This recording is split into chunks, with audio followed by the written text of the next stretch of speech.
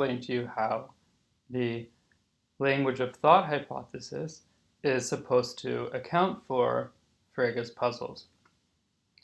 So, beginning with the core insight, here is the core idea of how LOT can account for Frege puzzles.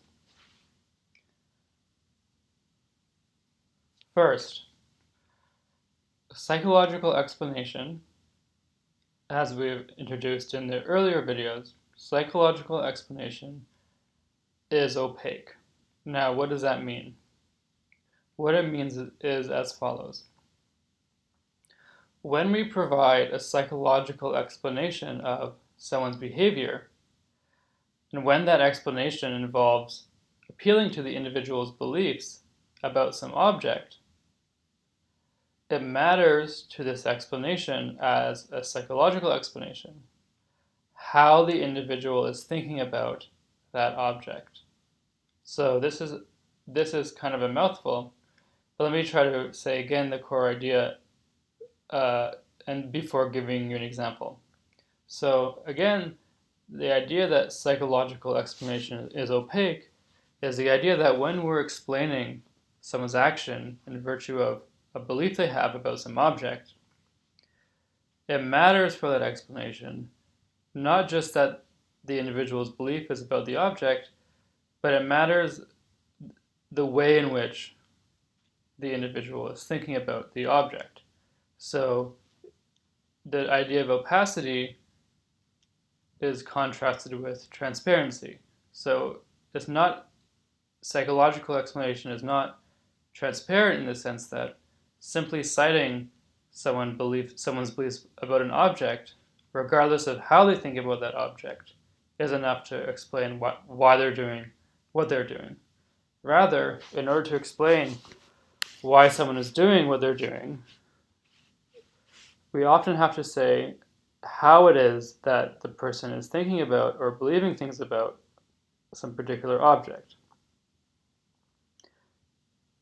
So here's an example, and this example is from a very famous Greek play. So this Greek play is called Oedipus Rex.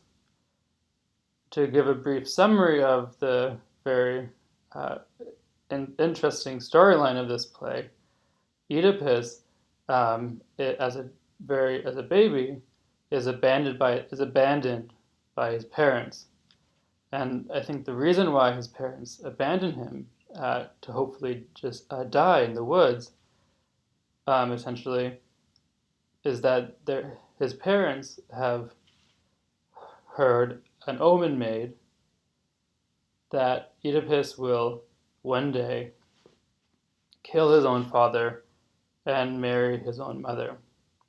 And so his parents hear this prediction, and so in order to avoid this prediction coming true, they decide to leave their baby out in the wilderness or on a path or something. They just kind of leave the baby to die. Okay. And then miraculously, this baby Oedipus survives. It does not die when as a baby, he's left by himself outside. And then he grows up to become he grows up to become powerful and wealthy, etc. And then decides to attack the town in which his parents live, without realizing that his parents are there, or knowing who his parents are. And so he kind of conquers this city, and he ends up fulfilling the prophecy of killing his father and marrying his wife. But of course, Oedipus doesn't realize when he does these things that he is in fact killing his own father and marrying his wife, marrying his mother, as well as his wife. And so his mother's name is Jocasta. And now we're imagining we're at the point in the play in which Oedipus is about to marry Jocasta. So this is something that he's doing. So if we ask, what is the explanation for why Oedipus is marrying this woman, Jocasta? And in giving a psychological explanation for that action, we would say that we would appeal to the mental state of belief that Oedipus has. And in particular, this belief is that Jocasta will be a suitable wife. So Oedipus believes that Jocasta will be a suitable wife. And that's why he's marrying her. Okay. But it's important that when we explain why Oedipus is marrying her by appealing to this belief, it's important that we describe this belief as Oedipus believing Jocasta will be a suitable wife. If we explain this belief by appealing to another way of thinking about this person, Jocasta, then we won't provide a good explanation for what Oedipus is doing. So if someone asks, why is Oedipus marrying this woman? And we cannot say, oh, Oedipus believes that his mother is a suitable wife, because Oedipus does not believe that his mother is a suitable wife. If he realized that this woman, Jocasta, was his mother, he wouldn't marry her. Okay, so when we explain why Oedipus is doing what he is doing, it's important that we cite Oedipus's belief that Jocasta will be a good wife. And we can't just talk about this person, Jocasta, in any different way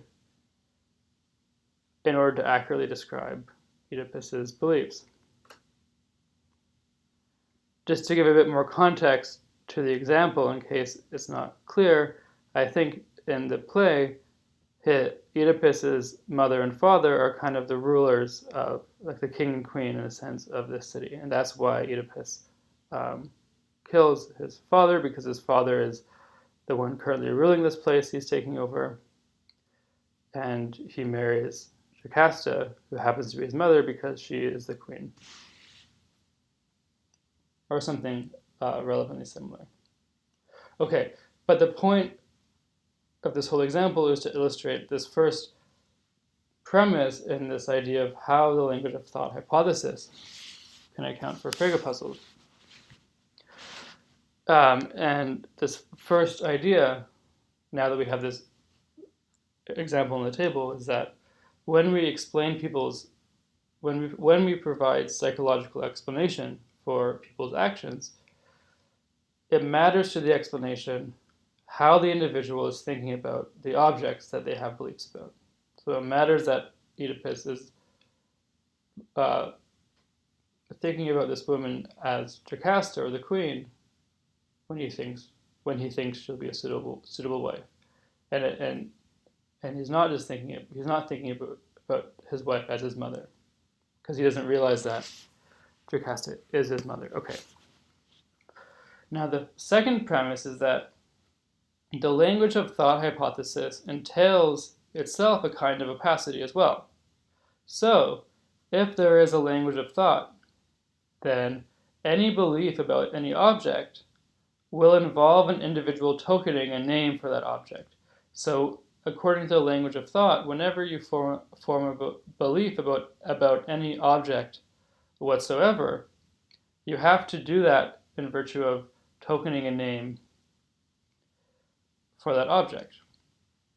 And now, it's totally possible for different names to pick out the same object. So, to continue our example, the name Jocasta and the name my mother can pick out the same person for Oedipus. But they're different names. So it might be that Oedipus is thinking about this woman as under the name Jocasta, and not under the name my mother. Okay, so if it's the case that all of our beliefs about objects involve us tokening particular names, then we can explain how thinking about one object in different ways occurs, because it occurs by tokening different names which happen to pick out that same object. So psychological explanation requires a kind of opacity. Premise 2, the language of thought entails a kind of opacity.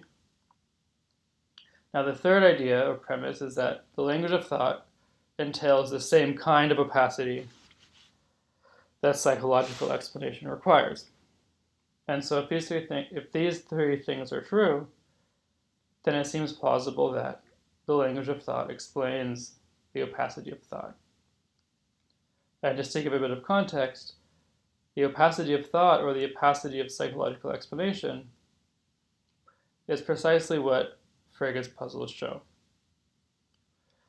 And so, because there's a kind of opacity that the language of thought provides, the suggestion is that perhaps this opacity that the language of thought provides can explain Frege's puzzles. Now you'll see in the paper, which is a required reading, you'll see at a certain point Fodor struggling with this premise. Okay, so there's examples that show that the kind of opacity that the language of thought provides is different than the kind of opacity that we actually need to account for Frege's puzzles. In one of the supplemental readings, which is an article called, a very long name, something called Methodological Solipsism as a Research Strategy for Cognitive Science, you'll see him also in that paper struggling to make sense of this claim. Okay, but I'm going to put aside objections to Fodor's treatment and then see in some more detail how the language of thought hypothesis can explain Frege's puzzles. On this example of Oedipus, here's Fodor's reconstruction of Frege's puzzle. So the first premise is as follows. Two mental states are the same, just in case they involve the same attitude and the same content. Okay, so the idea that Frege's puzzle, according to Fodor, appeals to in order to argue against direct reference theory is that the way in which mental states are individuated is that they can either differ in terms of the attitude. So, as I mentioned at the beginning of this lecture, there's different types of mental states. There's beliefs, intentions, there's hopes, desires, etc. So these different mental states differ in terms of their attitude, the kind of attitude you're taking to the content. And then the second idea is that a mental state can not just vary in terms of its attitude, but also its content. So just like you can have a belief or an intention, you can also have two different beliefs with the same content. So this is a very simple idea, which is just that there's many different beliefs we have. So I might believe that it's not raining right now. I also might believe that 2 + 2 = 4. So there's just many different beliefs I have with the same content.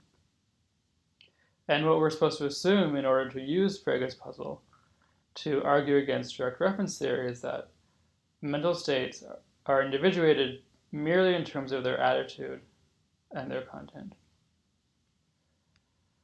Now, in the example we've given, the mental state of believing that Jocasta is a suitable wife is clearly a different mental state than believing that one's mother is a suitable wife. Okay, because Oedipus has the first mental state, so Oedipus believes that Jocasta is a suitable wife. But Oedipus does not believe that his mother is a suitable wife. So these two mental states are different. Now, premise 3, these two mental states have the same attitude, so they're both beliefs. And so therefore we conclude, on the basis of this example, that these two mental states have to differ in their content. Okay? And what the Phrygian says here is that because these two mental states, believing that Jocasta is a suitable wife and believing that your mother is a suitable wife, these two mental states differ in content, and what that means is that the content of Jocasta and one's mother in these mental states has to be more than just the referent. It has to involve a sense. Okay? So here, when we're talking about the content of mental states, it's analogous to talking about the meaning of sentences. Okay? So these two mental states with co-referring singular terms in a sense. This argument shows that these terms, Jocasta and one's mother, have to have more to their content or meaning than just their referent, because they have the same referent, but they're different mental states. Okay. Now, Fodor's language of thought hypothesis provides a natural way of denying premise 1 above, which is that mental states are individuated in terms of their attitude and their content. On the language of thought hypothesis, mental states involve an attitude and a particular sentence whose meaning, so the meaning of that sentence provides the content of the mental state. Therefore, two mental states may differ in terms of the particular sentence that is the vehicle for their content. But the content can still be the same. So again, according to the language of thought, there's more to a mental state than just an attitude, for example, belief or intention, and a content. There's also the particular sentence that the mental state involves, the thinker tokening. So, for instance, the meaning of the sentence A, Jocasta is a suitable wife, and the sentence B, my mother is a suitable wife, their meaning may be the same and determined by the reference of its parts. So the meaning of these two sentences might just be the Russellian propositions, which contain the same individual, this person, and the property of being a suitable wife. And so therefore, the content or meaning of the belief that Jocasta is a suitable wife, and the content or meaning of the belief that my mother is a suitable wife, may be the same, this Russellian proposition. But since these two sentences differ, since they're different sentences, a mental state that involves tokening A and one that involves tokening B, they may be different mental states, so different beliefs, despite having the same content. So in order to explain how the mental state of believing that Jocasta is a suitable wife is a different mental state than believing that one's mother is a suitable wife, if we accept the language of thought, then we can explain this difference not in terms of the attitude or the content, because those are the same, but in terms of saying that these two beliefs involve tokening different particular sentences.